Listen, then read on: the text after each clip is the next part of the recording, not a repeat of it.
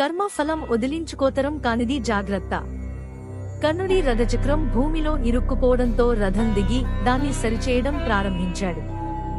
ఆ సమయంలో అతడు ఆయుధాలు లేకుండా ఉన్నాడు.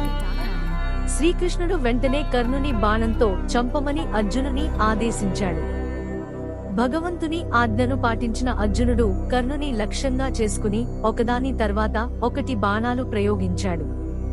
కర్ణుడు నేలపై పడిపోయాడు. మరణానికి ముందు నేలమీద పడిన కర్ణుడు శ్రీకృష్ణుడిని ఇలా అడిగాడు, నీవేనా ప్రభూ ఇలా చేసింది? ఇది నీ న్యాయమైన నిర్ణయమేనా? నిరాయుధుడిని చంపమని ఆజ్ఞ ఇచ్చావా? సచ్చిదానందమయుడైన శ్రీకృష్ణుడు చిరునవ్వు నవ్వి, అర్జునుని కొడుకు అభిమన్యుడు కూడా పద్మవ్యూహంలో నిరాయుధుడై ఉన్నాడు. అందరూ కలిసి నిర్దాక్షిణ్యంగా అతన్ని చంపినప్పుడు అందులో నువ్వు కూడా ఉన్నావు కర్ణ. అప్పుడు నీ జ్ఞానం ఎక్కడ ఉంది? అప్పుడు అభిమన్యుడు నిరాయుధుడుగా ఉన్నాడని, ఇది అధర్మం అని ఎప్పుడూ అనిపించలేదా కర్ణ?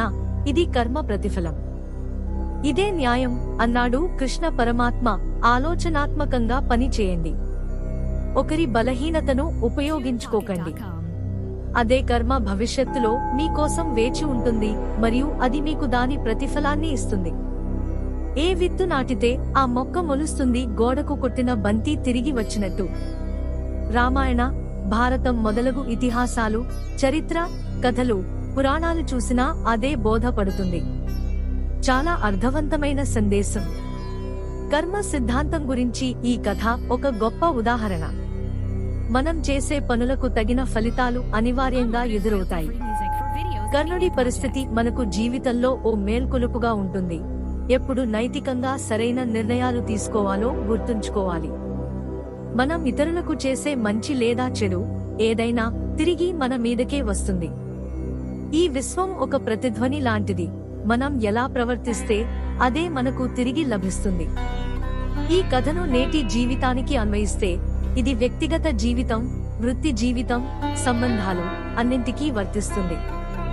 దురుద్దేశంతో చేసిన పనులు భవిష్యత్తులో వ్యతిరేక ఫలితాలను తెస్తాయి. అందుకే జాగ్రత్తగా ఆలోచించి మంచి మార్గంలో నడవడం మంచిది. మీ అభిప్రాయం ఏమిటి? ఈ కథ మీకు ఎలాంటి అర్థాన్ని ఇస్తుంది?